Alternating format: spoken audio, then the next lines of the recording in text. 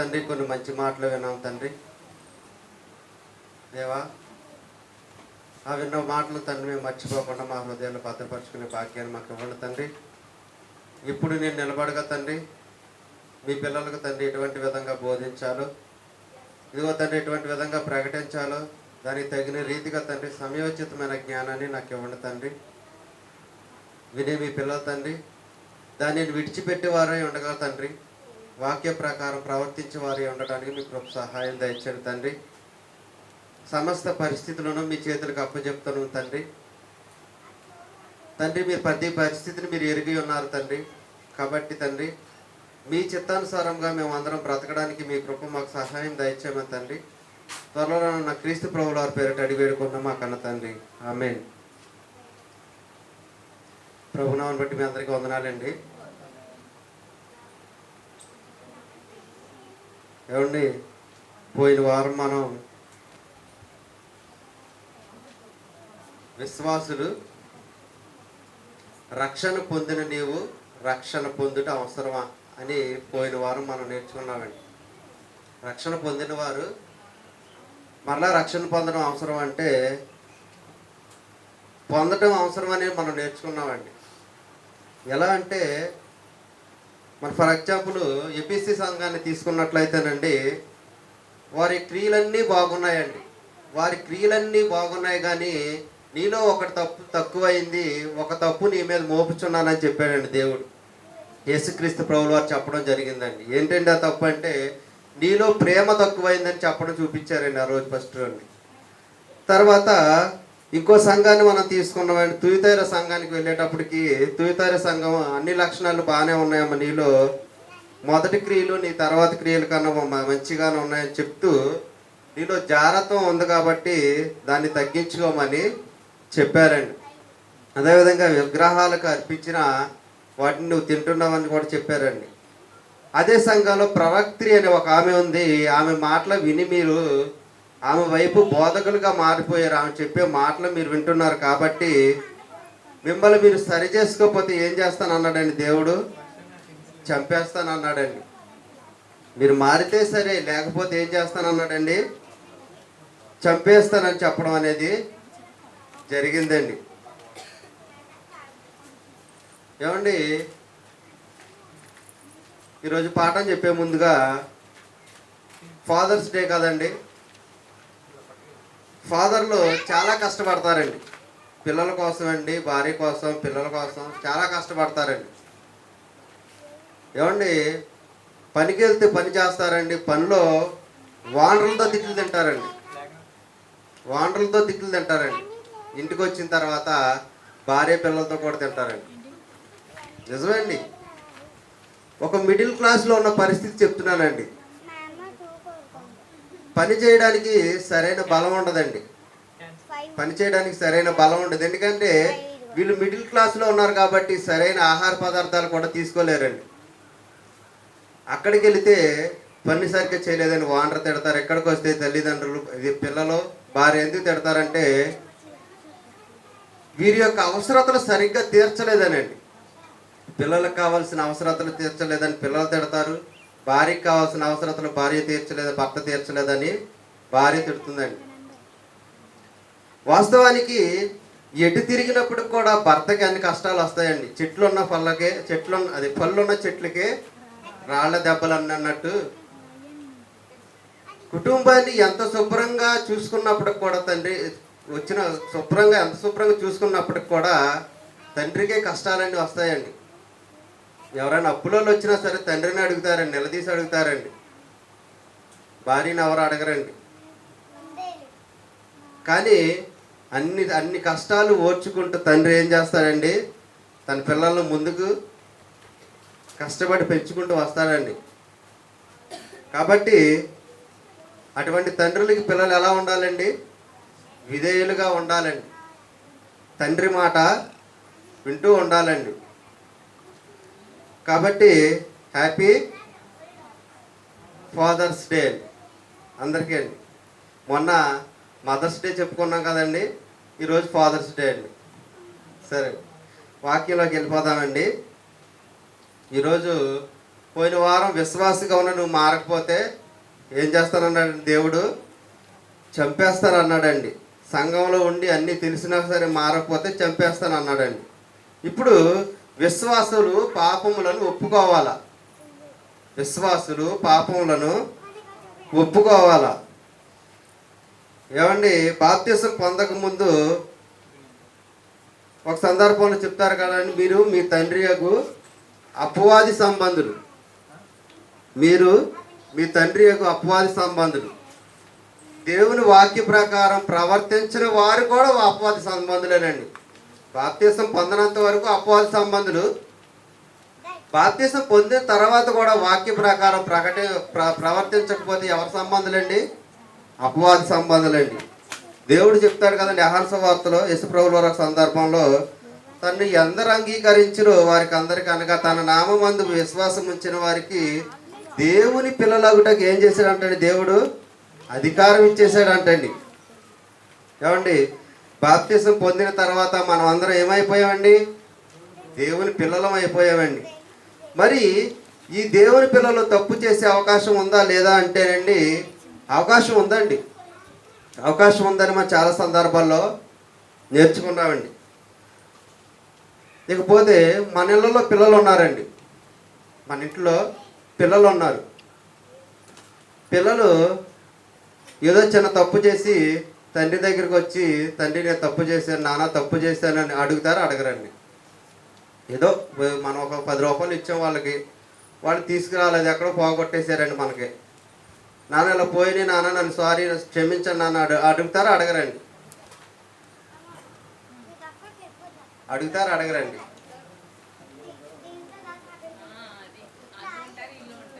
ఏమండి,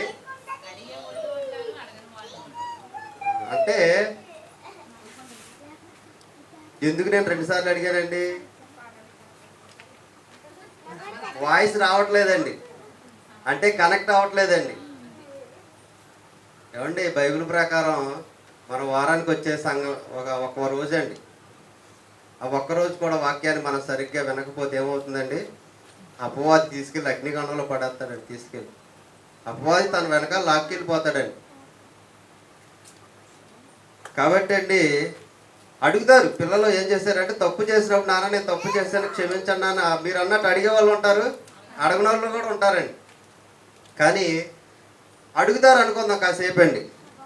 అదేవిధంగా మనం ఒక వచనాన్ని చూసుకుందామండి. ఇప్పుడండి, ఇప్పుడు బాప్తిస్మం పొందామండి. బాప్తిస్మం పొందిన తర్వాత మనిషి తప్పు చేస్తాడు, చేయడండి.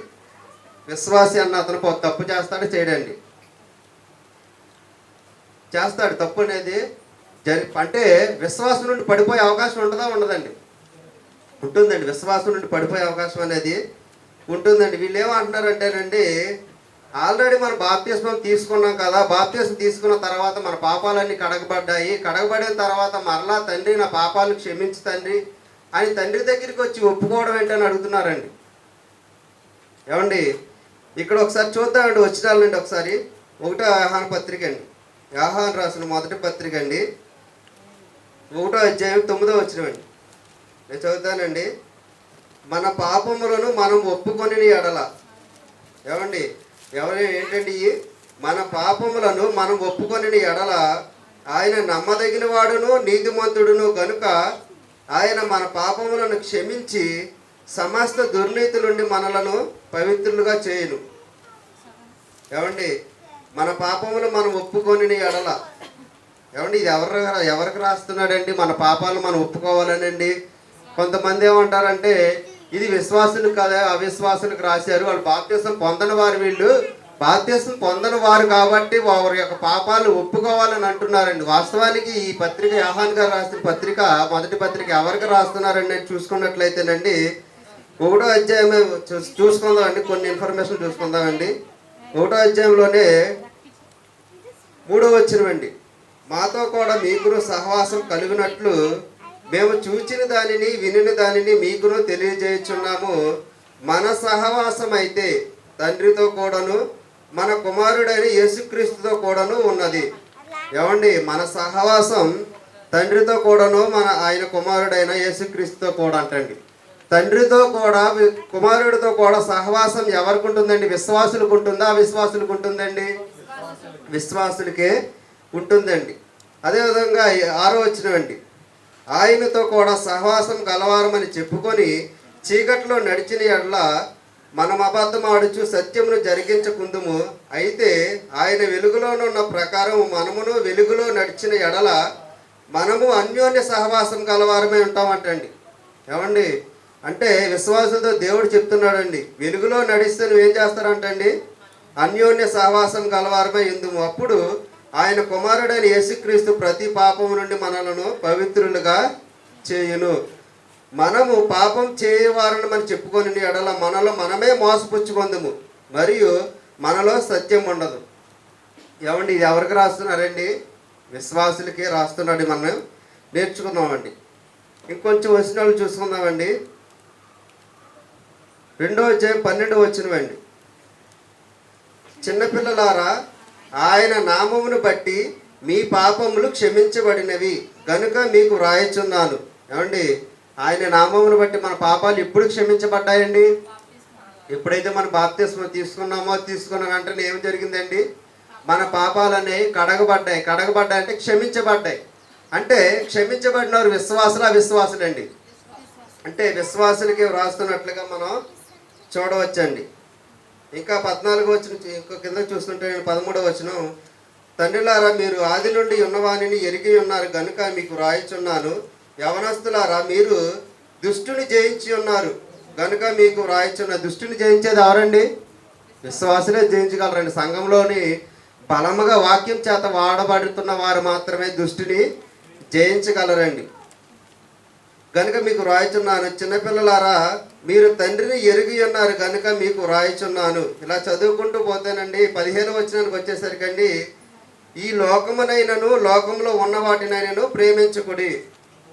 ప్రేమింపకుడి. ఎవడైనను లోకమును ప్రేమించిన వాడు అంటే లోకానికి ఎలా ఉండమంటున్నారండి? ఇక్కడ వేరే ఇండి బ్రతకమంటున్నారండి. ప్రేమించిన ఎడల తండ్రి ప్రేమ వానిలో ఉండదు. లోకాన్ని ప్రేమిస్తే ఏంటండి?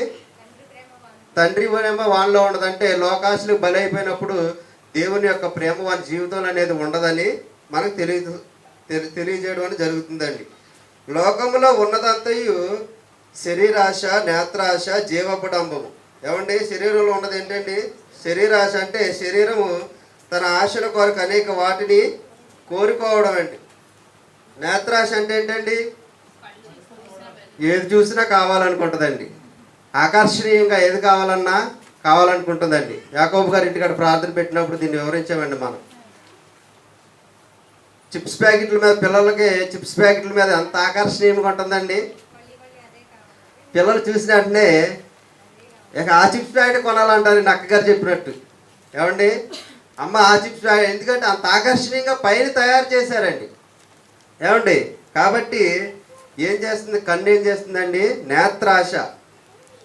స్త్రీలకైతే రకరకాల డిజైన్లు చేస్తారండి శారీల మీదండి. ఆ ఎంబ్రాయిడింగ్కి పడిపోతారండి కొంతమంది అండి. అబ్బా ముచ్చులు భలే వచ్చినాయి, వర్క్ బాగా వచ్చిందని. అంటే వీళ్ళు ఎలా కనిపెట్టారండి దాన్ని?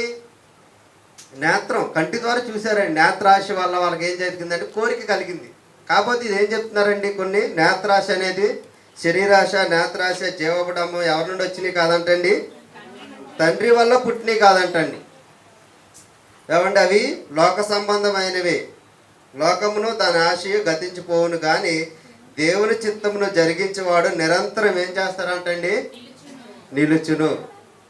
కాబట్టి ప్రియమైన దేవుని పిల్లలారు ఇప్పుడు వరకు చెప్పిన మాటలు ఎవరికి చెప్పారంటే విశ్వాసులకే చెప్పడం అనేది జరుగుతుందండి. ఇంకా 2-3 వచనాలు చూసుకుందామండి.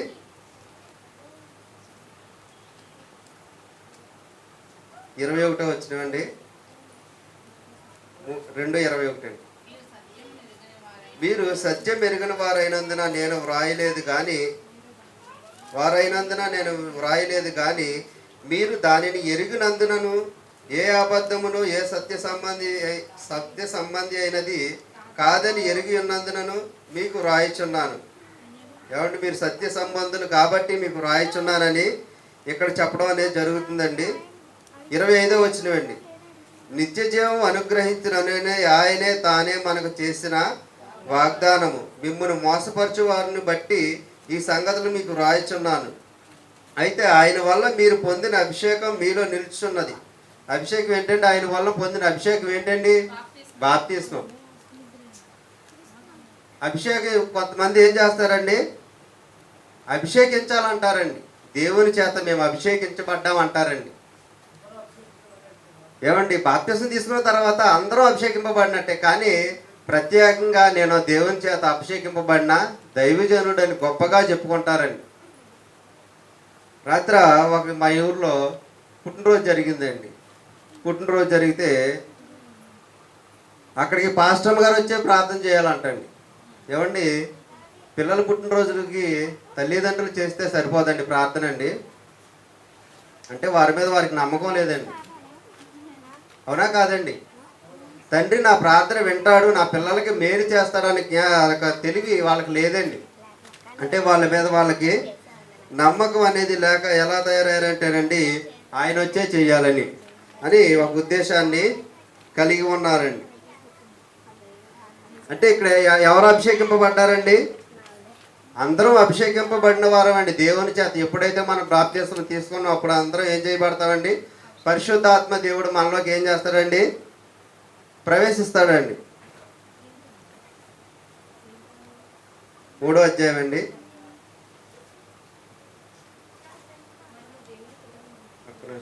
చెప్పు. 12వ వచనం. మనము కయ్యని వంటి వారమై ఉండరాదు, వాడు దుష్టిని సంబంధి తన సహోదరుని చంపెను. మనం ఎలాంటి వారమై ఉండరాదంటండి? కయ్యని వంటి వారమై మనం ఉండరాదు. కయ్యని వంటి వారమై ఉండరాదంటే కయ్యని ఎలాంటి వాడండి? మంచోడా చెడ్డవాడండి? చెడ్డవాడు. కాబట్టి అతని వల్ల మనం ఉండకూడదు అని చెప్తున్నాడంటే ఇక్కడ ఎవరికి చెప్పినట్లయినా మనం చూసుకున్నట్లయితేనండి, విశ్వాసులకు చెప్పినట్లుగా మనం చూసుకోవచ్చండి. 13వ వచనం. సహోదరులారా, లోకము మిమ్మల్ని ద్వేషించిన ఎడల ఆశ్చర్యపడకుడు. మనము సహోదరులను ప్రేమించుచున్నాము గనుక మరణంలో నుండి జీవములోకి దాటి ఉన్నాము మనం ఎరుగుదాం. ప్రేమ లేని వాడు మరణమునందు నిలిచి ఉన్నాడు. తన సహోదరుని ద్వేషించేవాడు నరహంతకుడు. ఏమండి, ఇప్పుడు వరకు మనం చదవబడిన వాక్యాలన్నీ ఏంటండి? విశ్వాసులకు చెప్పబడిన మాటలేనండి ఇవన్నీ. అయితే పాపాలు అనేవి ఎవరు ఒప్పుకోవాలండి? విశ్వాసులు ఒప్పుకోవాలండి. అయితే ఏ పాపాలు ఒప్పుకున్నాయని మనం చెప్పుకుందామండి. ఇప్పుడు ఏ పాపాలు ఒప్పుకోవాలనేది చెప్పుకున్నప్పుడు మీకు డౌట్ రావాలి. మేము బాప్తిస్మం తీసుకున్నప్పుడు మేము చేసిన పాపాలన్నింటి గురించి ఒప్పుకున్నాం కదా, మళ్ళీ ఇప్పుడు పాపాలు ఒప్పుకోవడం ఏంటని మీకు డౌట్ రావచ్చండి. ఏమండి, యేసుక్రీస్తు నామంలో బాప్తిస్మం పొందనంత వరకు కూడా మనం అప్పటి వరకు చేసిన పాపాలన్నీ మనం ఎప్పుడైతే బాప్తిస్మం తీసుకుంటామో అప్పటి వరకు చేసిన పాపాలన్నీ కడగబడతాయండి. ఆ తర్వాత చేసిన పాపాలు ఏం చేస్తాయండి? మళ్ళీ దాన్ని కడగబడవలసిన అవసరం లేదండి. మళ్ళీ బాప్తిస్మం తీసుకోవాల్సిన అవసరం లేదండి. అంటే బాప్తిస్మం తీసుకున్న తర్వాత పడిపోయే అవకాశం ఉందా లేదండి? అంటే పడిపోయే అవకాశం ఉంది. కాబట్టి పడిపోయినప్పుడు ఏం చేయాలండి అంటే మనం ఏం చేయాలి? తండ్రి దగ్గరికి వచ్చి మళ్ళీ ఏం చేయాలండి? మన పాపాలను ఒప్పుకొని తండ్రి దగ్గర పాప క్షమాపణ అనేది వేడుకోవాలండి. అయితే ఎటువంటి పాపాలను దేవుడి దగ్గర ఒప్పుకోవాలో మనం అడుగుదామండి. ఒకసారి చూద్దామండి. 19 వచ్చినండి, 3:19. ఇందువలన మనము సత్య సంబంధమని ఎరుగుదుము, దేవుడు మన హృదయము కంటే అధికుడై సమస్తమును ఎరిగి ఉన్నాడు గనుక మన హృదయము ఏ విషయములలో మన యందు దోషారోపణ చేయను ఆయా విషయములలో ఆయన ఎదుట మన హృదయంలో సమ్మతిపరుచుకుందాము. ఏమండి, ఏ విషయాల్లో మన యొక్క హృదయము దోషారోపణ చేయను. ఇప్పుడు మనం ఒక దొంగతనం ఏదో ఎవరో వస్తువు తీసామండి. ఎవరో వస్తువు తీసినప్పుడు ఏమనిపిస్తుందండి? మన యొక్క హృదయం ఏం చేస్తుందంటేనండి, నువ్వు తప్పు చేసావు, పాపం అతను కష్టార్జితం నువ్వు తీసుకున్నావని మన హృదయం ఏం చేస్తుందంటే దోషారోపణ అనేది చేస్తూ ఉంటుందండి మన మీద. ఎప్పటికప్పుడు నువ్వు తప్పు చేసావు కాబట్టి నీ తప్పుననే సరిదిద్దుకోమని చెబుతూ ఉంటుందండి. అంటే మన హృదయం ఏం చేస్తుందండి, మనం చేసిన తప్పులకి ఎప్పటికప్పుడు వేలెత్తి చూపిస్తుందండి. మనకి పక్క వాళ్ళు మనం చేసిన తప్పులను వేలెత్తి చూపించడం తర్వాత సంగతి, కానీ మనం చేసిన ప్రతి ఒక్క తప్పుకి మన హృదయం ఏం చేస్తుందండి, మనకి చెబుతూ ఉంటుందండి. మనం ఏ విషయంలోనైతే తప్పు చేసామో అప్పుడు ఏం చేస్తుందంటే హృదయం దోషారోపణ చేస్తుందంటండి, మన మీద దోషారోపణ చేస్తుందంటండి మన హృదయం. అప్పుడు ఏం చేసుకోవాలండి, సమ్మతి పరుచుకోవాలండి. ఏమండి, ఎటువంటి వ్యక్తినైనా సరే వదిలిపెట్టదండి. తప్పు చేసినవాడు తప్పు చేసేవాడిని చెప్పేస్తుందండి. ఆయన సంఘ కాపరైనా, సంఘ సభ్యులైనా, విశ్వాసులైనా, ఏ మనిషి అధికారైనా సరే, ముఖ్యమంత్రి అని ఎవరైనా సరే, అధికారులైనా సరే, ఏమండి, నేను హైకోర్టు జడ్జినన్నా ఒప్పుకోదండి. అతను చేసిన తప్పులకి ఏం చేస్తుందండి, దోషారోపణ చేస్తుందండి. ప్రియమైన దేవుని పిల్లలారా, మన హృదయం మనకు చెబుతుందండి మనం తప్పు చేసింది, తప్పు చేయింది. ఏ విషయాల్లో మనం పర్ఫెక్ట్గా ఉన్నామో, ఏ విషయాల్లో మనం పర్ఫెక్ట్గా లేము అనేది మనకేం చేస్తుందండి, తెలిసిపోతుంది. మన యొక్క హృదయం ఏం చేస్తుందండి, దోషారోపణ అనేది చేస్తుందండి. కాబట్టి ఎటువంటి దోషారోపణ చేసినప్పుడు మనం ఏం చేయాలండి, దానిని సరిదిద్దుకోవాలండి. ఏమండి, సరిదిద్దుకోవాలి. ఇప్పుడు చిన్న చిన్నగా దొంగతనం చేసినప్పుడు మనం యొక్క సరిదిద్దుకోలేదనుకోండి, అది ఏమైపోతుందండి, పెద్ద దొంగతనంగా మారిపోయి జైలు పాలైపోయి ఇటు లోకానికి విరోధం అయిపోతాం, అటు దేవునికి కూడా విరోధం అయిపోయి ఏమవుతుందండి, నరకానికి వెళ్ళిపోతామండి. ఫర్ ఎగ్జాంపుల్, రోజు బైబిల్ చదివే అలవాటు లేదండి మనకి. అప్పుడు ఏం చేసుకోవాలండి, దాన్ని సరిదిద్దుకోవాలి మనం. ఈరోజు నేను బైబిల్ చదవలేదు కాబట్టి ఈ పూట కుదరలేదు, ఉదయం పూట కుదరలేదండి నాకు. అప్పుడు ఏం చేయాలండి, రాత్రి వచ్చి చదువుకోవాలండి. సరే ఈరోజు కుదరలేదండి, రేపైనా ప్రయత్నం చేయాలండి. ఎవరో చూడట్లేదులే, పరీక్షలు లేవులేని బైబిల్ చదవడం మానేస్తే ఏమవుతుందండి, దేవుని దూరం అయిపోతామండి. ప్రతిరోజు బైబిల్ చదవాలండి. ఆ విషయంలో కూడా మన హృదయం దోషారోపణ చేస్తుందండి. ఈరోజు నువ్వు బైబిల్ చదవలేదు, ప్రార్థన చేయలేదు అని చెబుతూ ఉంటుందండి మన హృదయం అండి. మన హృదయం చేసే వాటికి మనం లొంగకపోతే అండి, మెల్లమెల్లగా ఏమండి, చిన్న నొప్పు ఎంత అడిగి తగలెట్టేద్దండి. పెద్ద కారు స్విచ్ పెట్టేసి పెద్ద ఎకరాలు తగలబెట్టేద్దండి, చిన్న నొప్పేనండి. అదే విధంగా చిన్న చిన్న తప్పులే మనం సరిదిద్దుకోకపోతే ఏమవుతుందంటేనండి, భ్రష్టత్వంలో పడిపోతామండి. భ్రష్టత్వంలో పడిపోతాం. ఈరోజు మనం ప్రార్థన చేయలేదా, అయితే సాయంకాలానికి ప్రార్థన చేసుకోవాలి. ఇప్పుడు ఏమంటే సార్ చెప్పినట్లుగా మోకరించే ప్రార్థన చేయవసరం లేదండి. అనేక సందర్భాన్ని బట్టి ఇప్పుడు మనం బయలుదేరి వెళ్ళిపోతున్నాం బండి మీద వెళ్ళిపోయినప్పుడు, తండ్రి నేను వెళ్తున్నాను, మీరు నా తోడుగా ఉండండి, నన్ను కాపాడండి తండ్రి, ఒక మాట చెప్పేసి దేవునికి బయలుదేరామనుకోండి, మన పనులన్నీ ఎలా ఉంటాయండి, సఫలీకృతం అవుతాయండి. ప్రతి ఒక్క విషయంలో దేవునికి ఒక మాట చెప్తే ఏమవుతుందంటేనండి, దేవుడు పరిస్థితిని ఏం చేస్తాడండి, మనకు అనుకూలంగా మార్చుతాడు. కాబట్టి ఎప్పుడైతే మన యొక్క హృదయం దోషారోపణ చేస్తుందో అప్పుడు మనం సిట్రేట్ అయిపోవాలండి.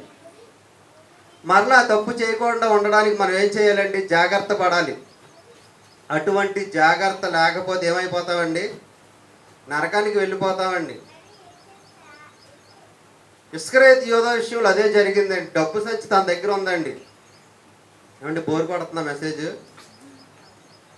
అంటే, ఇప్పుడు వరకు ఆ మెసేజ్ అన్నాం కదా, మళ్ళీ మెసేజ్ అంటే ఇబ్బందిగా ఉంది అనిపిస్తుందండి. చల్లగా ఉందని నిద్రపోకండి. ఏమండి, ఒక అరగంట అయితే ఇంటికి వెళ్ళి అందరం పడుకోవచ్చు అండి, అంతే కదండి. మెసేజ్ అయిపోతే పడుకోవచ్చు. ఏమండి, ఎందుకు మాట్లాడుతున్నానంటే కాసేపు మైండ్ని రీఫ్రెష్ చేద్దామనండి, అంతేగాని ఏం కాదండి. ఏమండి, ఇస్కరియోతు యోధా విషయంలో అదే జరిగిందండి. డబ్బు సంచి తన దగ్గర ఉంది, రోజు డబ్బులు వస్తున్నాయి. తనకి ఏం జరిగిందండి? ఆశ పెరిగిపోయింది డబ్బు మీద అండి. తను దేవునికి యొక్క శిష్యుడిగా ఉన్నాడండి. శిష్యుడిగా ఉన్నప్పుడు కూడా యొక్క ధనం మీద ఏం పెట్టాడండి? ఆసక్తిని పెట్టాడండి. ఈ డబ్బులు చూసి చూసి చూసి ఫస్ట్లో ధనం వచ్చినప్పుడు నాకు ధనం వద్దు, యేసు ప్రభుల వారి ముద్దు అనుకోలేదండి. ఏమండి, మోషే గారు ఏమనుకున్నారండి? నాకు ఈ ఐగుప్తు ధనం కంటే దేవుని యేసుక్రీస్తు గురించిన నింద అనుభవించడం గొప్ప భాగ్యం అని ఎంచుకున్నాడండి. కానీ ఇస్కరియా జీవితం అలా ఎంచుకోలేదండి. ఈ ధనాన్ని చూసినప్పుడల్లా తను కొంచెం కొంచెం కొంచెం కొంచెం ఏమైందండి? ధనం మీద ఆసక్తి అనేది పెరిగిందండి. ధనం మీద ఆసక్తి ఎప్పుడు పెరిగిందో దాన్ని తను కట్ చేసుకోలేకపోయాడు. చివరికి యేసు ప్రభుల వారిని కూడా వదులుకున్నాడండి. అప్పగించే స్థాయికి వెళ్ళిపోయాడండి. అంటే తన జీవితంలో చిన్న పొరపాటే జరిగిందండి. ఆ చిన్న పొరపాటుని ఏం చేసుకోలేకపోయాడంటే దాన్ని అతిక్రమించలేకపోయాడండి. దానికి లోబడిపోయాడండి. లోబడిపోయినప్పుడు ఏమవుతుందండి? దానికి బానిస అయిపోతారండి. చాలామంది పాపంలో పడిపోతారండి. ఫస్ట్లో ఒకసారే కదా అనుకుంటారండి. తర్వాత ఏమవుతుందండి? దానికి అలా అలా అలా అలా అలవాటు పడిపోయి చివరికి భర్తను చంపే స్టేజ్కి వెళ్ళిపోతారండి. నిజమండి, సమాజంలో ఉన్న భయంకరమైన పరిస్థితి అండి ఇది. ఈ రోజుల్లో మరీ దారుణం అండి, ఎక్కువైన పరిస్థితి అండి. వాళ్ళు కూడా ఉన్నారండి. ఏమండి, భార్య చంపేవాళ్ళే కాదండి, భార్యని చంపేవాళ్ళు కూడా ఉన్నారండి. ఏమండి, వీళ్ళు ఉన్నప్పుడు వాళ్ళు ఎందుకు ఉంటారండి, వాళ్ళు కూడా ఉంటారండి. అంటే చిన్న చిన్న పొరపాట్లు జరిగినప్పుడు ఏం చేయాలండి? సరిదిద్దుకోవాలండి. ఫర్ ఎగ్జాంపుల్ ఇంకోటి ఎగ్జాంపుల్ చెప్తానండి. లోకంలో స్నేహితులు ఉంటారండి. స్నేహితులు ఉన్నప్పుడు సరదాగా మందు కొట్టొద్దాం రమ్మంటారండి. ఈరోజు ఒక 90 ఏమవుద్ది అంటారండి.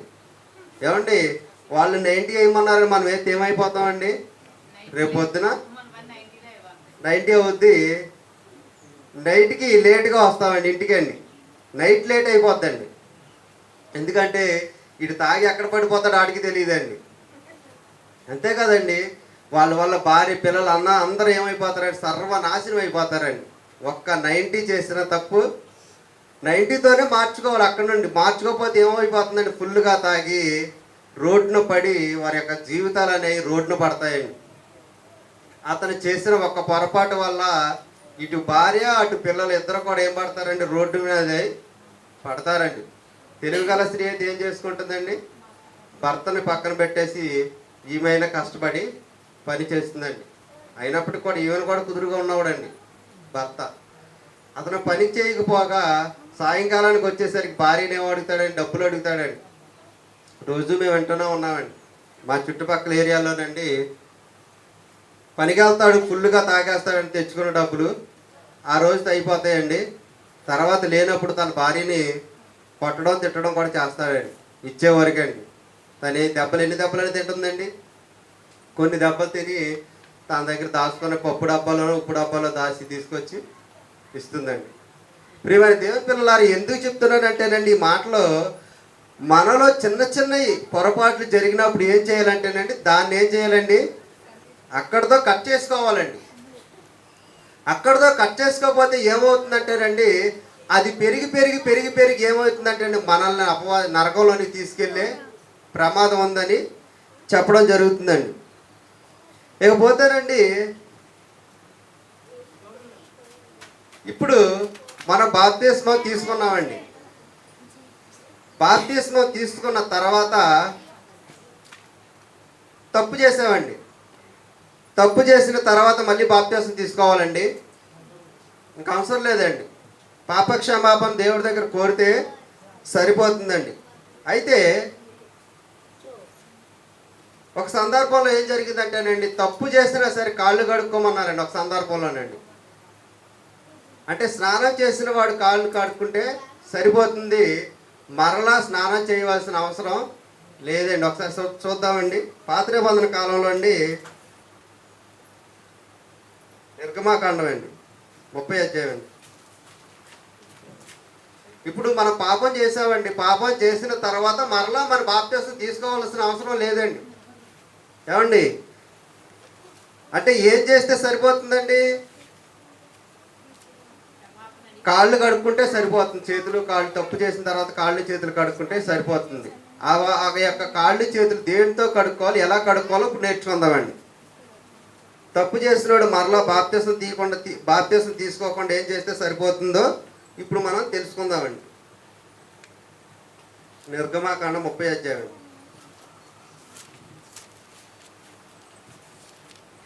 17వ వచనమండి.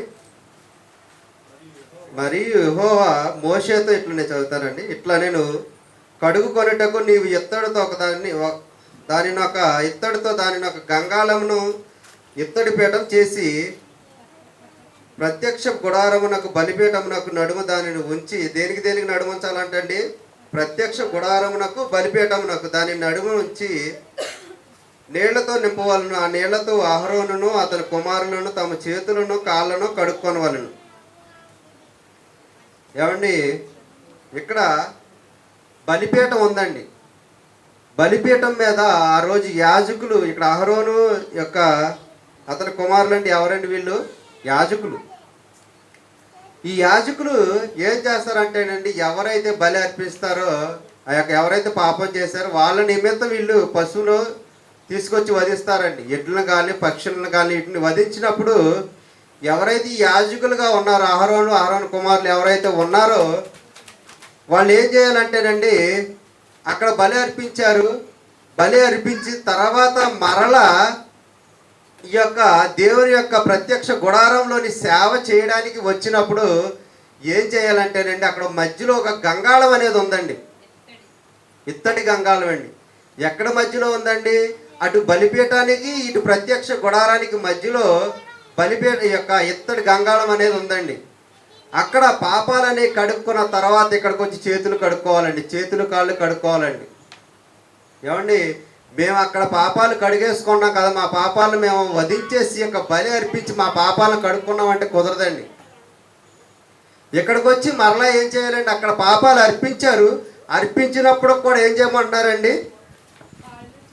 కాళ్ళు చేతులు కడుక్కోమంటున్నారండి. ఒకవేళ అలా కడుక్కోకపోతే ఏం జరుగుతుందంటే కింద వచనాలు చూసుకుంటేనండి, ఏమండి, కడగవలను, చేతులను కాళ్ళను కడుక్కోవాలి. ఒకవేళ బలి అర్పించినప్పుడు కూడా ఏం చేయాలంటండి? కాళ్ళు చేతులను కడుక్కొనవలను. వారు ప్రత్యక్ష గుడారంలోకి వెళ్ళినప్పుడు సేవ చేసి యెహోవాకు హోమధూపం అర్పించినప్పుడు బలిపీఠం వద్దకు వచ్చినప్పుడు తాము చావక ఉండినట్లు. ఏమండి, ఇక్కడికి వచ్చేటప్పుడు చేతులు కడుక్కొని రాకపోతే చంపేస్తాను అంటున్నాడండి. చావక ఉండినట్లంటే దాని అర్థం ఏంటండి? ఏమండి, అక్కడ బలి అర్పించామయ్యా, మా పాపాలను కడుక్కున్నాం మేము అంటే కుదరదండి. ఇక్కడికి వచ్చి గంగాళం దగ్గర కూడా ఏం చేయాలంటండి? చేతులను కాళ్ళను నీళ్లతో కడుక్కోవాలంటండి. తాము చావక ఉండినట్లు తమ చేతులను కాళ్ళను కడుక్కొనవలను. అది వారికి అనగా అతనికి అతని సంతతికి వారి తరములన్నిటికీ నిత్యమైన కట్టడిగా ఉండును. ఏమండి, వీళ్ళు బలి అర్పించారు, మరలా ఎందుకు చేతులు కడుక్కోవాలండి? చావకుండా ఉండాలంటే చేతులు అనేది కడుక్కోవాలండి. అదేవిధంగా ఇక్కడ ఇది జరిగిందండి. ఇది దేనికండి సాంకేతం అని చూసుకున్నట్లయితేనండి, హెబ్రీ పత్రికలో ఆ గుడారము ప్రస్తుత కాలమునకు ఉపమానముగా ఉన్నదంటుందండి. అంటే పాత నిబంధనలో జరిగింది ఇప్పుడు ఉపమానముగా ఉన్నదని మనం తెలుసుకోవచ్చండి. యేసు ప్రభువులు వారి సంఘాన్ని ఎలా ఉండమంటున్నారండి? రోజు ఉదక స్నానం చేయమంటున్నారండి. తన ఎదుట పరిశుద్ధంగాను నిష్కలంకంగాను ఉండాలంటే వాక్యం ఏం చేయాలంటే అండి, ఉదక స్నానం అనేది చేయాలండి. ఉదక స్నానం చేయకపోతే ఏమవుతుందండి? మలినం అంటుకుంటుంది. మలినం అంటుకొని మనం చనిపోవడం అనేది జరుగుతుందండి. ఏమండి, మనం బాప్తిస్మం అనేది తీసుకున్నామండి. బాప్తిస్మం తీసుకున్న తర్వాత మన పాపాలు అనేవి కడుక్కున్నామండి. కడిగిన తర్వాత ఏం జరుగుతుందంటే, లోకంలోకి వెళ్ళినప్పుడు ఏం జరుగుతుందండి? లోకంలో చెడు ఉందండి. మన బాప్తిస్మం తీసుకొని నీతిమంతులుగా తీర్చబడ్డాం. మళ్ళీ లోకంలోకి వెళ్ళాం. లోకంలో ఉన్న చెడు మనకు అంటుకుంటుందో అంటుకోదండి. ఫర్ ఎగ్జాంపుల్ మీకు చెప్తానండి. పూర్వం కాలంలో ఈ ట్యాపులు అనేవి లేవండి. ట్యాపులు లేదు, ఎక్కడో నదుల దగ్గరకో ఎక్కడికో వెళ్ళి స్నానం చేసి రావాలండి. అయితే ఆ చెరువులో స్నానం చేసుకొని లేకపోతే నదిలోనో స్నానం చేసుకొని మళ్ళీ మనం ఇంటికి వస్తామండి. ఇంటికి వచ్చిన తర్వాత మళ్ళీ స్నానం చేస్తామండి. ఇక మనకు మళ్ళీ స్నానం అవసరం లేదండి. ఎందుకంటే ఆల్రెడీ మనం స్నానం చేసుకుని వచ్చాం కాబట్టి స్నానం చేయవసరం లేదండి. మరి ఇంటికాడ ఏం చేయాలండి?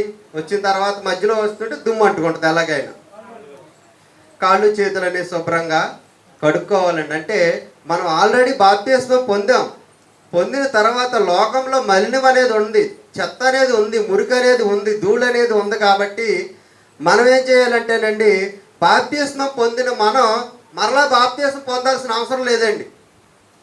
కానీ మనం ఏం చేయాలంటేనండి, కాళ్ళు చేతులను కడుక్కోవాలండి. అంటే యేసు ప్రభువుల వారు ఒక సందర్భంలో శిష్యులు పాదాలు కడగడం మనకు తెలిసింది.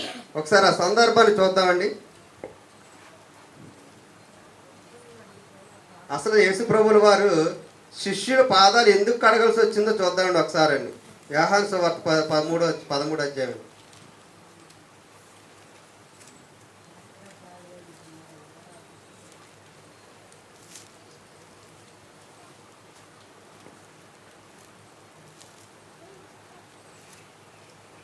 ఏమంటే 4వ వచనం నుండి చూద్దామండి ఒకసారి అండి. చూద్దామండి. భోజన పంక్తిలో నుండి లేచి తన పైవస్త్రములను అవతల పెట్టివేసి ఒక తవ్వాలు తీసుకొని నడుమునకు కట్టుకొని అంతటా పల్లెములో నీళ్లు పోసి శిష్యుల పాదములు కడుగుటకును తాను కట్టుకొని ఉన్న తవ్వాలతో తుడుచుటకును మొదలుపెట్టాను. ఇట్లు చేయొచ్చు ఆయన సీమోను పేతురు వద్దకు వచ్చినప్పుడు అతడు, ప్రభువా, నీవు నా పాదాలు కడుగుదువా అని ఆయనతో అనగా అనెను.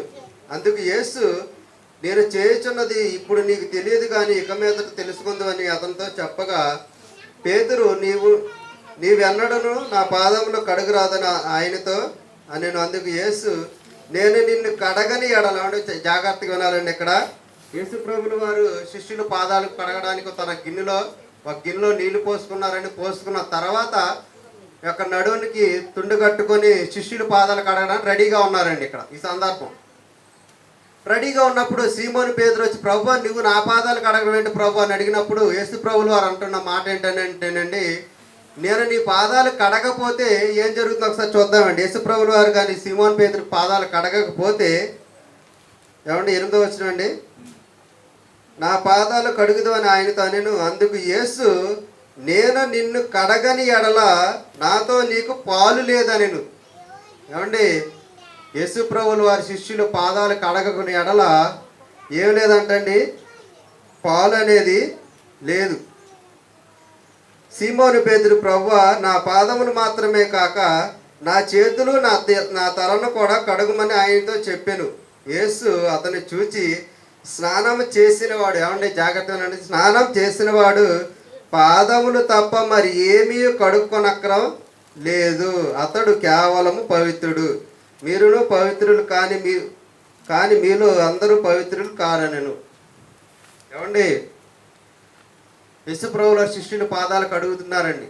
కడిగినప్పుడు యేసు ప్రభువుల వారు ఏమంటున్నారండి, ఒకవేళ నేను నీ పాదాలు కడగపోతే నాకు పాలు లేవు, అంటే నువ్వంటే ఎవరో నేనంటే ఎవరో నాకు సంబంధం లేదన్నట్లుగా ఇక్కడ చెప్పడం అనేది జరుగుతుందండి. ఇంకో మాట ఏమన్నారండి, ఒకవేళ నువ్వు ఇక్కడ స్నానం చేసేసుకున్నావు అంటే బాప్తిస్మం అనేది తీసేసుకున్నావు. బాప్తిస్మం తీసుకున్నవాడు మళ్ళీ ఏం చేయవసరం లేదండి, స్నానం అనేది చేయవసరం లేదు. అంటే బాప్తిస్మం మరలా తీసుకోవాల్సిన అవసరం అనేది లేదండి. ఏం కడుక్కుంటే సరిపోతుందంటండి, కాళ్ళు కడుక్కుంటే సరిపోతుందంటండి. అంటే ఈ కాళ్ళు అనేవి చేతులు అనేవి దేంతో కడుక్కోవాలండి? ఇప్పుడు లోకంలో బాప్తిస్మం తీసుకున్నాం మనం. బాప్తిస్మం తీసుకున్న తర్వాత మరలా లోకానికి వెళ్ళాం, లోకంలో నడుచుకుంటున్నాం. లోకంలో నడుచుకున్నప్పుడు ఏమవుతుందండి, లోకంలో చెత్త ఉంది కాబట్టి, మురుగు ఉంది కాబట్టి, మలినాలు అనేవి ఉన్నాయి కాబట్టి మనకి ఏం చేస్తాయండి, అవి అంటుకుంటాయి. కాబట్టి మరలా మనం ఏం చేయాలండి, నీటితో కాళ్ళను శుభ్రం చేసుకోవాలి. అయితే అది దేంతో శుభ్రం చేసుకోవాలండి అంటే మన చేతిలో ఉన్న వాక్యంతో. ఏమండి, అన్నం తినకముందు అన్నం తిన్న తర్వాత శుభ్రంగా చేతులు కడుక్కుంటామండి. కానీ ఎప్పుడైనా అంత ఇంట్రెస్ట్గా బైబిల్ చదివామండి మనం మరంటే క్వశ్చన్ మార్క్ అండి. ఏమండి, ఎవరికి వాళ్ళకే తెలిసిపోతుందండి. మనం ఇంతకుముందు చెప్పుకున్నాం కదండి, వారి హృదయం ఏం చేస్తుందంటండి, దోషారోపణ చేస్తుందంటండి. కృష్ణ, నువ్వు ఈరోజు బైబిల్ చదవలేదు, ఒళ్ళు దగ్గర పెట్టుకుని బైబిల్ చదవకపోతే దేవుని యొక్క అగ్ని ప్రమాదంలో పడతావని చెప్తుందండి. ఎప్పటికప్పుడండి ఏం చేయాలంటే అండి, మనం బాప్తిస్మము తీసుకున్న వాళ్ళము మరలా బాప్తిస్మం తీసుకోవాల్సిన అవసరం లేదు. కానీ వాక్యం చేత ఎప్పటికప్పుడు ఏం చేసుకోవాలంటే అండి, కడుక్కుంటూ ఉండాలంటే అండి. ఏమండి, ఇప్పుడు మనం వాక్యంతో కడుక్కోవాలని చెప్పామండి, వాక్యం చేత కడుక్కోవాలని చెప్పామండి. మరి లోకంలో ఉన్న ధూళి ఏంటండి? ఇప్పుడు మనకి నేను సింపుల్గా లోకంలో ధూళి ఉంది కడుక్కోవాలని చెప్పేసానండి. అసలు ఆ ధూళి ఏంటి? పక్కోడు బాగా డెవలప్ అయిపోతున్నాడండి. అంటే అప్పుడు బాగా డెవలప్ అయినప్పుడు మనకు ఒక కడుపు మంట అనేది వస్తుందండి. ఏమండి, వాడు డెవలప్ అయిపోతున్నాడు, మనం ఇలాగే ఉండిపోతున్నాం. ఏమండి, వాళ్ళ కారు ఉంది, మనకు కారు లేదు. అంటే ఈ లోకంలో చిన్న చిన్న మనం పెద్ద పెద్ద పాపాల గురించి మాట్లాడుకోవట్లేదండి. ఎందుకంటే పెద్ద పెద్ద పాపాలు ఎందుకు చేయకూడదంటే ఆల్రెడీ వీళ్ళకి తెలుసు పెద్ద పెద్ద పాపాలు చేయకూడదని తెలుసండి వీళ్ళకి. సంఘంలో ఉన్న విశ్వాసులకి వ్యభిచారం చేయకూడదు, నరహత్య చేయకూడదు, పొరుగువారు దేన్ని ఆశించకూడదు, ఇవన్నీ తెలుసండి. కాబట్టి వీళ్ళు అంత పెద్ద పెద్ద తప్పులనే ఏం చేయరు. కానీ ఇలా బై మిస్టేకులు, అసూయ, ద్వేషించడం, మోహపు చూపు, ఇలాంటివి ఏమైనా చిన్న చిన్నవి ఉంటే ఏం చేయమంటున్నారండి? ఈ లోకంలో ఉన్న మలినాన్ని ఏం చేయాలంటున్నారండి? వాక్యము చేత రోజు కడుక్కోవాలంటండి. అర్థమైందండి? అంటే బాప్తిస్మం తీసుకున్న వాళ్ళు మరలా ఏం చేయవసరం లేదండి, బాప్తిస్మం తీసుకోవసరం లేదండి ఇంకండి. మరి ఏం చేయాలండి అంటే చేతులు కాళ్ళు కడుక్కోవాలండి. ఎలా కడుక్కోవాలి, దేంతో కడుక్కోవాలంటే వాక్యం చేత కడుక్కోవాలండి.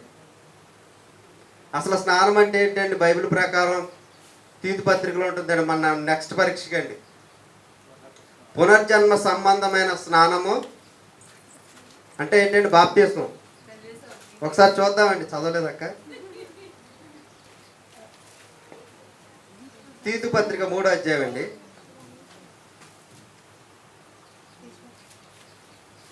ఏమంటే 5వ వచనం అండి, చివరిలో ఉంటుంది ఇక్కడ అండి. పునర్జన్మ సంబంధమైన పైన ఉంటుందండి. తీతు పత్రిక 3వ అధ్యాయం 5వ వచనం పైనండి.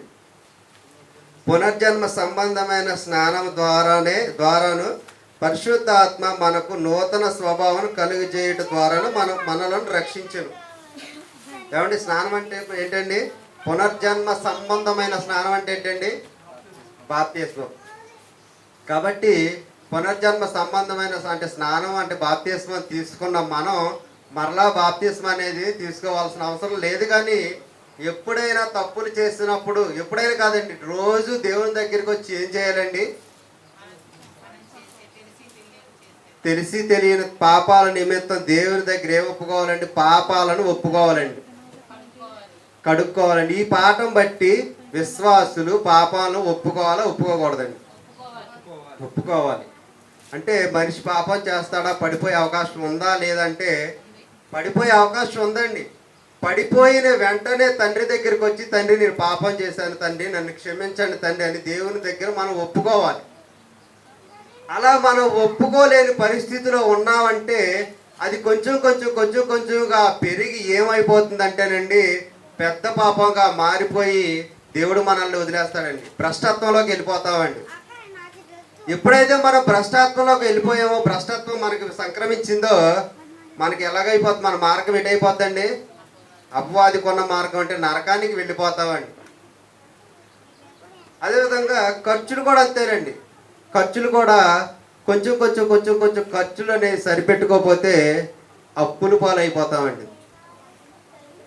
నిజమండి, ఈరోజు రూపాయి ఉందండి, రూపాయి ఖర్చు పెట్టేస్తే రేపు పొద్దునకు ఉండదండి. మీరు ఈ విషయంలో అందరూ జ్ఞానవంతులు కాబట్టి ఈ విషయం మీకు దగ్గర చెప్పాల్సిన అవసరం లేదండి. కాబట్టి ప్రియమైన దేవుని పిల్లలారా, అర్థమైందండి పాఠమండి. విశ్వాసులు పాపాలను ఒప్పుకోవాలండి. అలా అని భయంకరమైన పాపాలు చేయమని కాదండి. ఏమండి, చిన్న చిన్న పాపాలను చేసినప్పుడు తండ్రి ఈరోజు నేను పాపం చేశాను తండ్రి, నన్ను క్షమించండి తండ్రి. కాబట్టి దేవుని యొద్ద మనం రోజు ప్రార్థన చేసుకున్నప్పుడు మన యొక్క చేసిన పాపాలను ఏం చేయాలండి? ఒప్పుకోవాలండి. ఈ మాటలను ముగిస్తున్నానండి. ప్రార్థన చేసుకుందామండి. ప్రియ పరలోకమందున మా కన్న తండ్రి, అయా ఈ యొక్క మధ్యాహ్న కాల సమయంలో తండ్రి మీ పిల్లలకు కొన్ని మాటలు చెప్పాను తండ్రి. దేవా, బాప్తిస్మం పొందిన మేము పడిపోయే అవకాశం ఉందని మీ లేఖనాలు చెప్తున్నాయి తండ్రి. ఒకవేళ ఎప్పుడైనా అలా పడిపోతే తండ్రి, ఇదిగో తండ్రి మిమ్మల్ని పాప క్షమాపణ అనేది కోరుకోమని మీ లేఖనాలు చెప్తున్నాయి తండ్రి.